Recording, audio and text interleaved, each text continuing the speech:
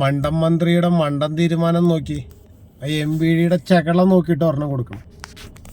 നോക്കി, നിങ്ങൾക്ക് റോഡ് കാണാൻ പറ്റുണ്ടോ നോക്കി, പറ്റുമോ നോക്കി, കണ്ടാ നിങ്ങൾക്ക് റോഡ് കാണാൻ പറ്റുന്നുണ്ടാ? ഫോഗ് ലാമ്പ് വെക്കാൻ പാടില്ല. അതെ, നോക്ക് റോഡ് കാണുന്നുണ്ടോ നോക്കി. ഇത്രയും വെളിച്ചം ഉണ്ടായിട്ടാണ് അത് കാണുന്നത്, മറ്റേ ലൈറ്റ് ആണെങ്കിൽ ഒട്ടും കാണൂല. ഇതേ ഫോഗ് കിടക്കണണ്ട നീ നോക്കി, നിങ്ങള് കണ്ട. ഇതിനാണ് ഇതാണ് പറയണത് മണ്ടൻ സർക്കാരും മണ്ടൻ തീരുമാനങ്ങളും. നോക്ക്, ദേ എന്തെങ്കിലും കാണുന്നുണ്ടോ നിങ്ങൾ നോക്കിക്കോട്ടാ. ഇനി കണ്ടു മറ്റതാണ് മറിച്ചതാണെന്നൊന്നും പറഞ്ഞേക്കരുത്. ദേ കണ്ട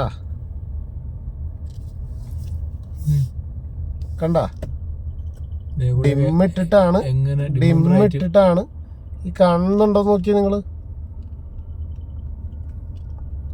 ഫോഗ് ലാമ്പ് വെക്കാൻ പാടില്ല, അതിന് പിഴ. നോക്കി, നിങ്ങൾ എന്തെങ്കിലും കാണുന്നുണ്ടോ നോക്കി, നോക്ക്.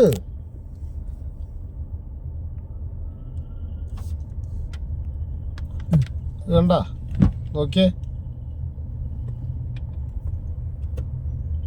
ഇതാണ് മണ്ടൻ സർക്കാരും മണ്ടന്മാരായ MPD ഉദ്യോഗസ്ഥരെയും ജോലിക്കെടുത്താനുള്ള കുഴപ്പം.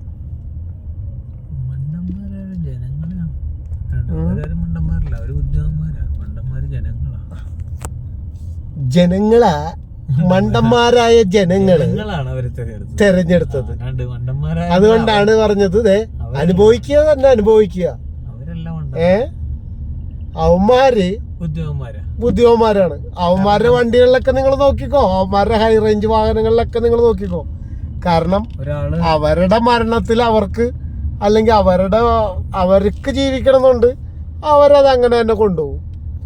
മണ്ടന്മാരായ നിങ്ങളും ഞാൻ ഉൾപ്പെടെയുള്ള ഓരോരുത്തരും ഇതേപോലെ റോഡിൽ കിടന്ന് ദുരിതമനുഭവിക്കേണ്ടി വരുമെന്ന്. എറണാകുളത്ത് മൂന്നാറിലേക്ക് വരുന്ന റോഡില് വൈകുന്നേരം ആകുമ്പോഴത്തേക്കും വണ്ടി നിർത്തി ലൈറ്റ് പിടിപ്പിക്കുക. അതെ, ഇറക്കുമ്പോഴത്തേക്ക് ഊരി വെക്കുക. എവിടെയൊക്കെ എറണാകുളത്ത് പോകണ്ടാവൂലേ? അതെ, പോകും മഞ്ഞും കാലാവസ്ഥയൊക്കെ എവിടെ വേണേലും. അല്ലെങ്കിൽ കേരളത്തിൽ എറണാകുളം ജില്ല മാത്രം ഓടിക്കാൻ വേണ്ടിട്ടല്ല വണ്ടി എടുക്കണത്. ഇത് കണ്ടോ നിങ്ങളിത് നോക്കിക്കോ. ഇപ്പൊ തെളിഞ്ഞ് തൊട്ടപ്പുറത്തുനിന്ന് ഇപ്പുറത്തുനിന്നും ഫോഗ് വന്നു കഴിയുമ്പോ ഉള്ള അവസ്ഥ നോക്ക്. കേരളത്തിലെ എല്ലാ കാലാവസ്ഥയുള്ള സ്ഥലങ്ങളുണ്ട്. അതെ, അവിടെയൊക്കെ ഓടിക്കാൻ പറ്റിയ രീതി, അല്ലാണ്ട് വീട്ടിനകത്ത് മാത്രം തെളിഞ്ഞില്ലേ, വളപ്പില് മാത്രമായിട്ട് ഓടിക്കാനുള്ള. ഇപ്പൊ തെളിഞ്ഞോ നോക്കിയേ, ഇപ്പൊ റോഡ് തെളിഞ്ഞു നോക്കിക്കോ. ഇപ്പൊ കുറവായത് കൊണ്ടാണ്. അത് തന്നെയാണ് നമ്മളും പറയണുള്ളൂ. മണ്ടമ്പണി എടുക്കുന്ന